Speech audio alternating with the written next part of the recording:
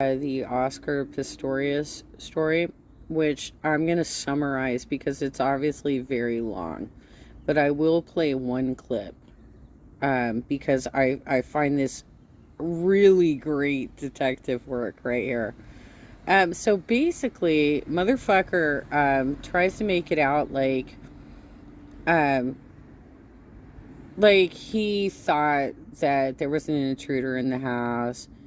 His girlfriend was staying over because it was Valentine's Day. She had a gift in the kitchen for him that said how much she loved him. And he tried to make it out like he thought there was an intruder in the house and he felt like his life was, and his girlfriend's life was in jeopardy.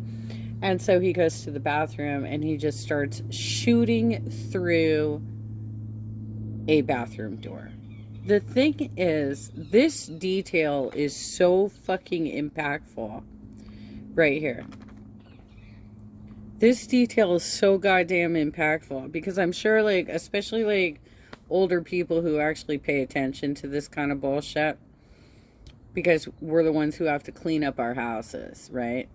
When you go to the bathroom in the morning, you usually try and just like get your urine out first. You flush the toilet because then you know the walls of the toilet, the bowl of the toilet will be somewhat wet. So when you have to do your morning dump, it's not going to stick to the sides of the toilet because now it's wet. This is such a weird detail, but was given the minimum prison sentence for murder of 15 years, but then he was given 6 years originally? What? In March 2022, Oscar filed an application for parole, and on the 31st of March 2023, it was denied. Oh, so this is all very, very recent. The court ruled that Oscar hadn't yet served half of his sentence and that they'll reconsider his application next year. Note that this is the 10th anniversary of Reva's death, and he had already spent 8 years out of a 15-year prison sentence in prison. So, by this time next year, it's entirely possible that Oscar Pistorius will be out on parole. Oscar versus the truth.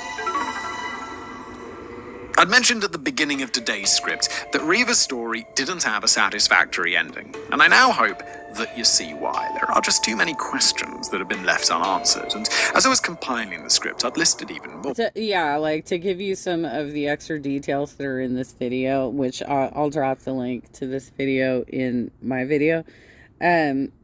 Basically, like, he totally lied about like the condition of the bedroom, like the duvet cover of his bed was like on the floor. His girlfriend's jeans were on the floor. He said that he used the jeans to cover up some sort of device that was flashing a light or something, but it didn't look like that was actually happening.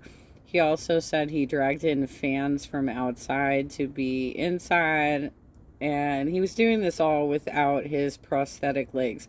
Oscar Pistorius, for those of you who don't know, was the Olympic runner. He was a Paralympian initially, and then he actually ran in the Olympics. He qualified for and ran in the Olympics on his prosthetic legs that had like bouncy springs and stuff, so it actually kind of gave him an unfair advantage. But I don't think he won any. I don't recall that he medaled. This is back in the odds, right? I don't recall that he actually medaled.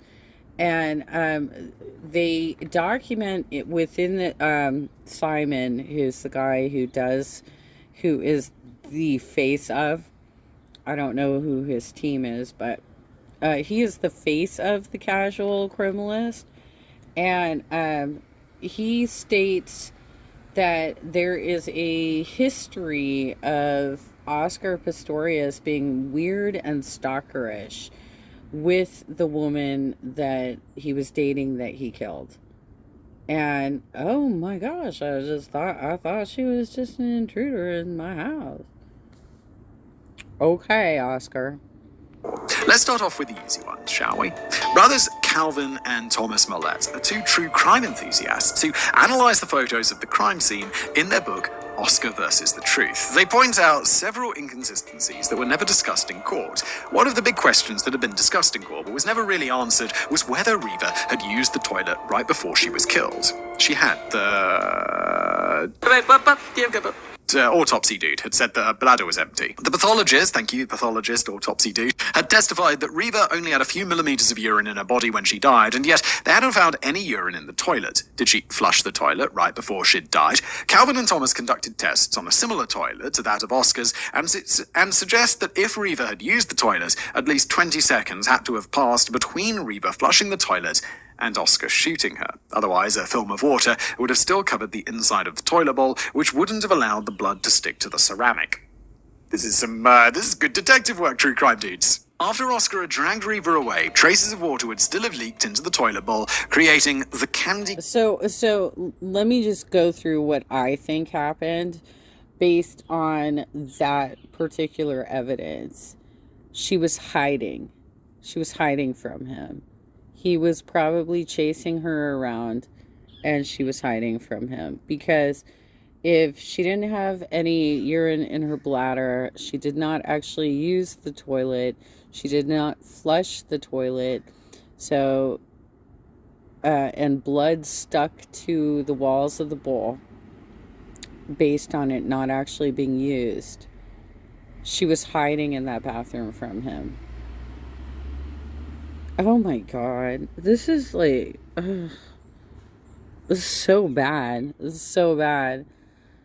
You know, he was an Olympian, dude. Like, it doesn't matter that, like, he was missing, you know, the lower portions of his legs. Both of them, right? Because he was an Olympian. At this point, he knew how to get around. Like, he didn't even need to have the prosthetics on. He was armed. He knew how to get around. And if he was going to chase that girl down, he was going to fucking do it. And she didn't have any urine in her bladder. Like, this is so bad, you guys. And he got off with a pretty light sentence, comparatively. Cane effect captured in the crime scene photographs. Then there is the amount of undigested food that had been found in her stomach, proving that she'd eaten within 2 to 4 hours of being shot. Advocate Rue had argued that Professor Seaman's estimation was just that, an estimation, and Professor Seaman had agreed that it was possible that more time had passed. The Millets argue that it is possible that Reva had been stressed in the time between eating dinner and her time of death, explaining why there was still food in her stomach 8 hours after she'd eaten it. As proof, they quote a medical handbook called Knight's Forensic Pathology when they say that any nervous or systemic shock or stress can slow or stop gastric motility and digestive juice secretion, meaning that our digestive function... Okay, well, why? Why was she so stressed out? She was hanging out with her boyfriend. She should have been super happy. Right? Why was she so goddamn stressed out that if she had eaten 8 hours earlier, that she still hadn't digested her food?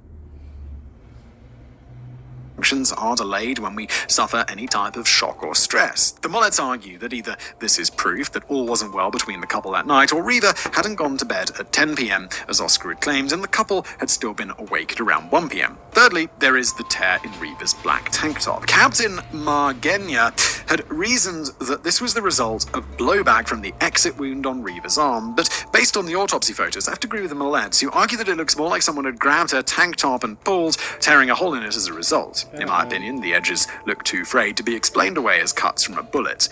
I agree, looking at it. Like, I've got a photo of it here, it'll be on the screen, and podcast listeners, you'll just have to trust me. It does look like a tear, but I'm also not an expert, and I assume that there's an expert who looked at this and could probably explain it. Well, I mean, just even the condition of the bedroom, it looks like he was chasing her around the house. It looks like there was some sort of massive struggle before this actually happened, and she went to hide in the bathroom.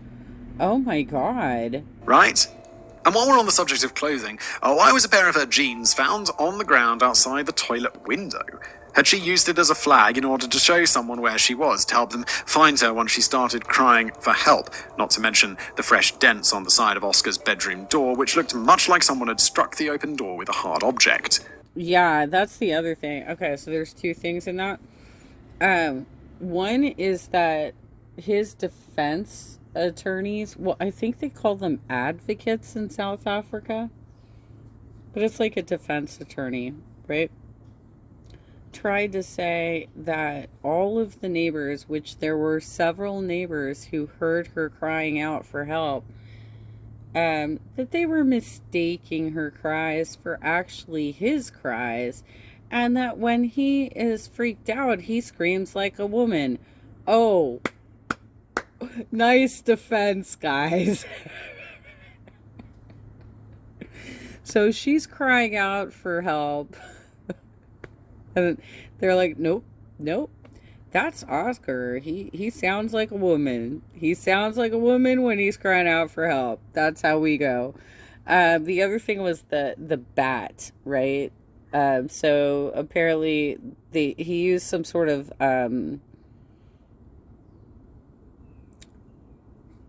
it wasn't a bat. It's like some sort of like rugby stick. I think that's what it was, right?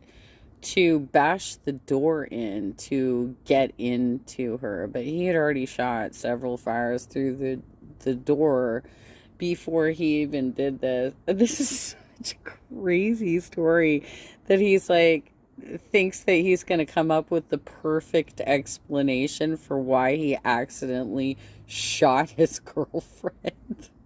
Fuck's sake. It sounds to me like she was hiding in the bathroom because he was chasing her around the house. It's so messed up, you guys. This is just being brought up now, or did I fall asleep halfway through this episode? Not because, I mean, just stop paying attention. It's very interesting. I'm not trying to say it's boring. It's really good. Most damningly are two bruises, shown on the screen now, okay, which were found on Reva's back, placed in the middle of her spine. On the autopsy photos, the two bruises are wine-coloured, 1 centimetre in width, and placed approximately 2 centimetres apart. Those are... They've also raised up, which means that they occurred before she died. Because if you don't have blood flowing in your body, you don't get like swelling and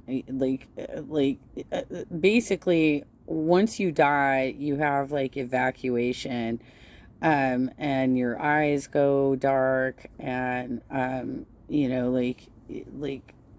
your hair grows, you shit and piss. Like that's what happens when you die. But if you are injured before you die, you'll experience swelling or healing or, bruising, things that your body is combating. But that doesn't happen after you die. Brutal bruises. They're very small, but they're so dark. What would have caused that?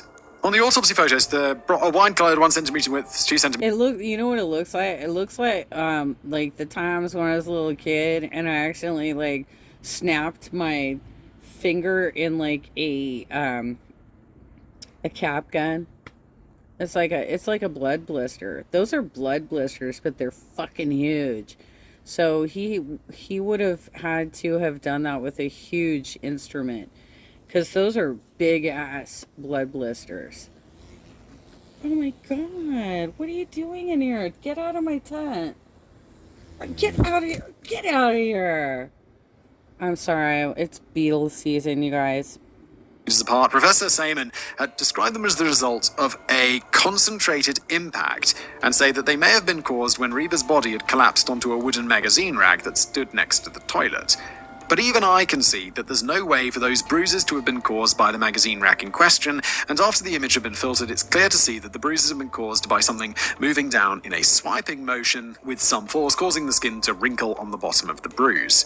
Okay, yeah, I see it explained in the picture on screen. It's just, You'll have to trust me, podcast listeners. The Millettes argue that this might have been caused by someone hitting her with a cricket bat, but I also think it's likely that she had been pushed and have fallen down on the side of a piece of furniture, resulting in the bruises. The magazine rack theory also doesn't explain. I think it's a pinch. I honestly think that he had some sort of instrument in which he pinched her pretty severely, because those look like blood blisters, dude. The white fibers that have been found on one of those bruises, white fibers that didn't match the black tank top that she'd been wearing at the time.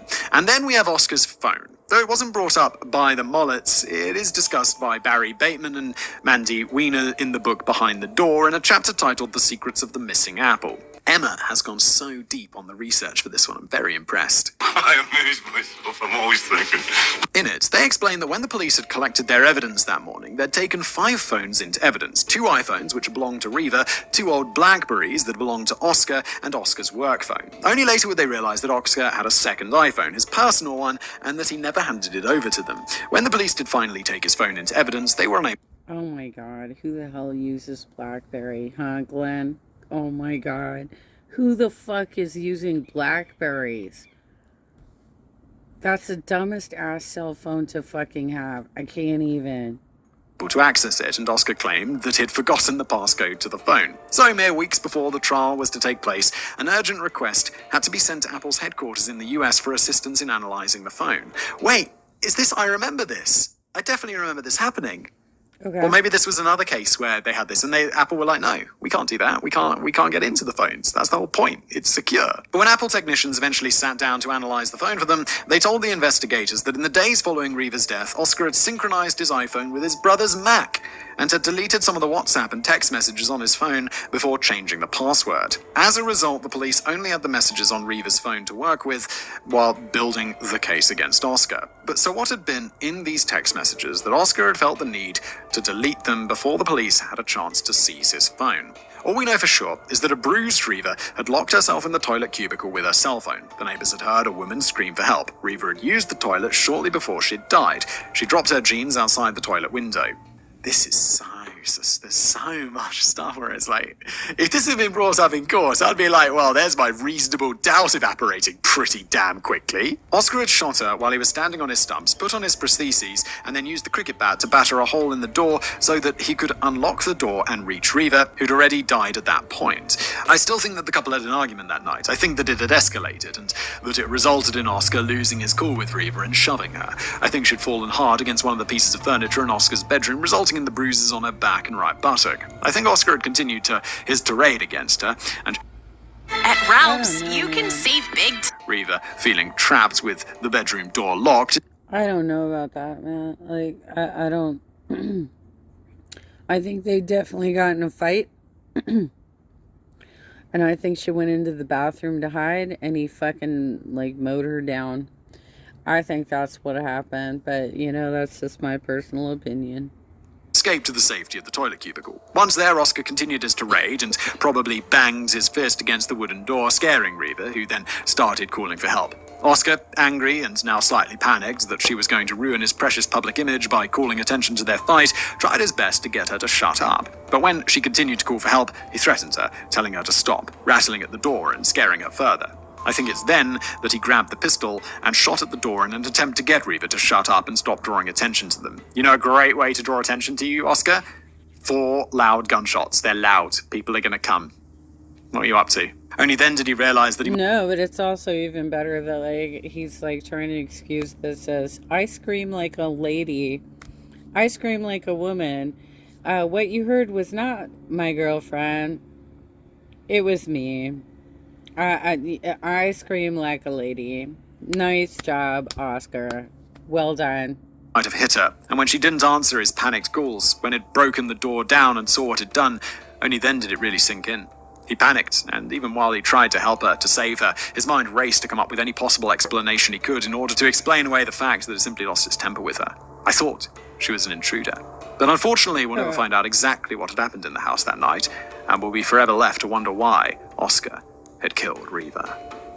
Yeah, I feel like that's given him some credit, to be honest there, Emma. Like, that he just was trying to shoot through the door to shut her up, rather than, shut her up permanently. I don't know. We just don't know, do we? Right. We can't know what's in his mind. Right. Just shut up. Just shut up, girlfriend. Just shut up. Oh my god, you guys are crazy. And that's, yeah. I mean, unless he has a deathbed confession or something. Okay, let's move on to the dismembered appendices. Number 1. Oscar's housekeeper used to live on the property and was there the night the Reaver had died. He was one of the first witnesses on the scene and would have been in a perfect position to hear exactly what had happened that night, and yet he refused to come forward and tell his side of the story. Can't you... Hey, wait, if someone, if there's a court case and they're like, you have to show up to court, right? They could just be like, you gotta come.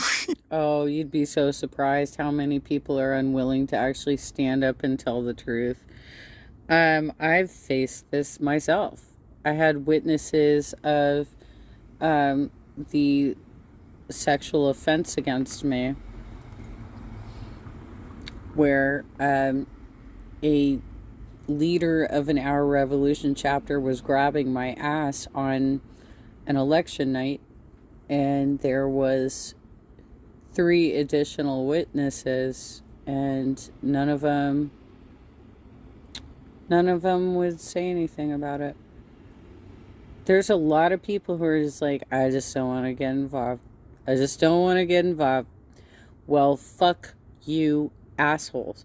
You can't call yourselves progressives. You cannot call yourselves people who are defending the modern, just like working class people if you're unwilling to stand up in court and talk about what you saw.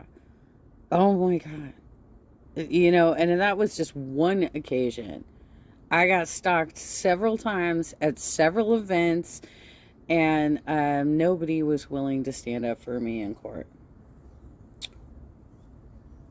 And the only person who was willing to stand up for me in court was doing so because he had a weird fascination with litigation, and he was overly litigious.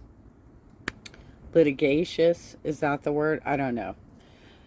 And just was looking to pick fights with people, and I don't know that he actually helped me in that situation, despite the fact that he showed up to court with me.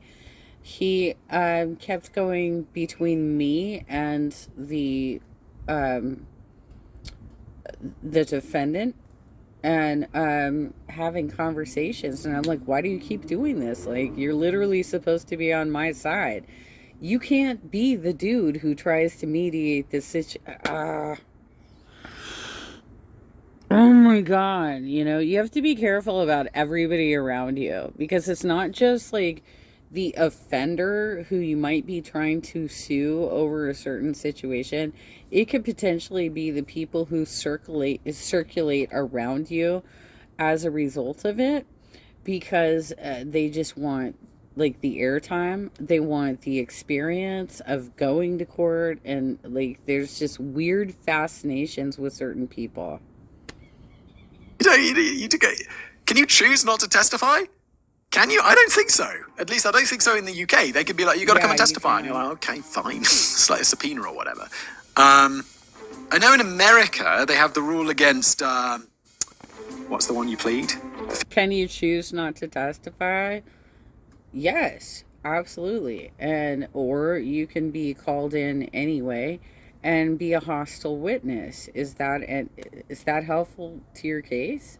If you've got a hostile witness who doesn't want to participate and tell the truth, that's not helpful either. Fifth Amendment rights, that sounds right. Where you're like, I'm not going to incriminate myself.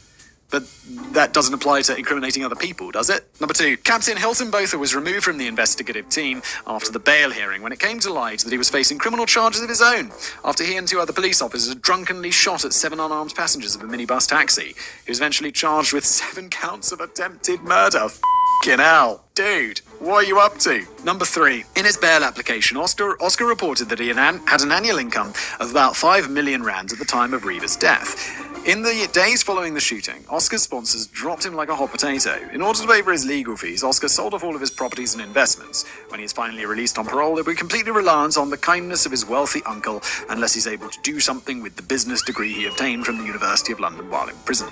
Number 4. Which, by the way, he already established earlier in the video that Oscar Pistorius had basically the wealth of, when you translate it into US dollars, like $500,000.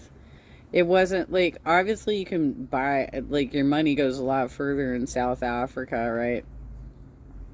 But he only had about $500,000. So in order to fund what he was doing to defend himself in court at this point, he didn't have a lot of money, but he came from a wealthy family, which is why he was able to get like 11 specialists to come up with a solution for his legs.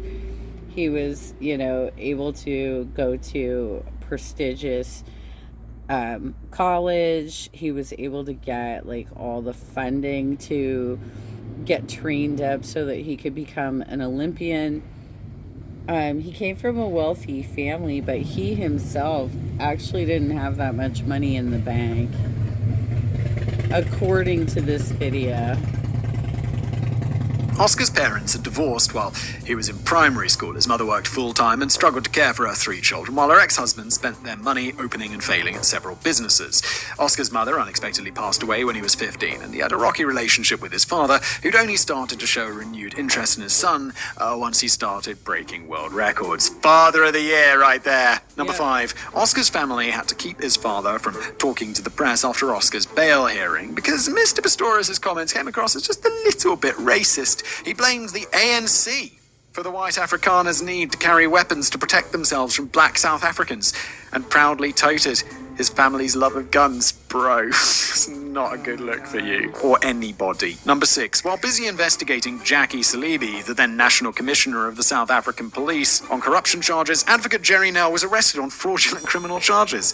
Advocate Barry Rue had been his advocate during the consequent trial and had been able to prove that the charges against Nell had been falsified. That is some high-level corruption right there. Whereas I'm looking into the head of the Commissioner of Police and then they arrest you for crimes. That is just f***ed up. South Africa, stop it. Number 7. Technically, the state shouldn't have been able to have Oscar's sentence for cold war homicide overturned. According to Liam, there was a legal precedent that the cold war homicide charge had to be replaced with a different charge instead, and a new trial had to be held in order to determine Oscar's guilt. The Court of Appeal simply decided that it didn't apply to Oscar's case and ignored it. What the fuck again? There's a reason this process. What are you up to? Come on, South Africa. Number 8. The day before she had died, Reva had sent money to her struggling parents so that they could renew their cable contract and watch her TV debut on the 5th season of Tropical Islands of Treasure. That is depressing.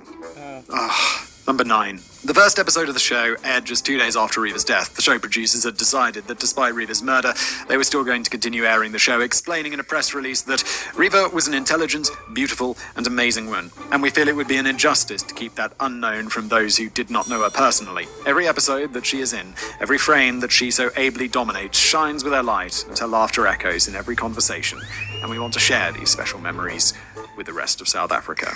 And finally, I again want to thank Liam for his kind assistance on this script. Thank you, Liam. Thank you, Emma. Thank you, me. Thank you, Jen. Well, here I am, safe and sound. Oh, Jen, I never mention you. I'm sorry. Thank you for editing this show. You do a fantastic job.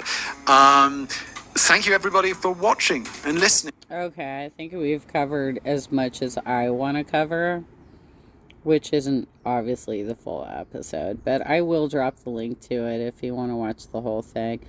God, some of these murderers, it's just like, what the... I mean, first of all of these murderers, it's like, what the hell are you even thinking? That, like, your problems are somehow going to be solved by snuffing out somebody else's life?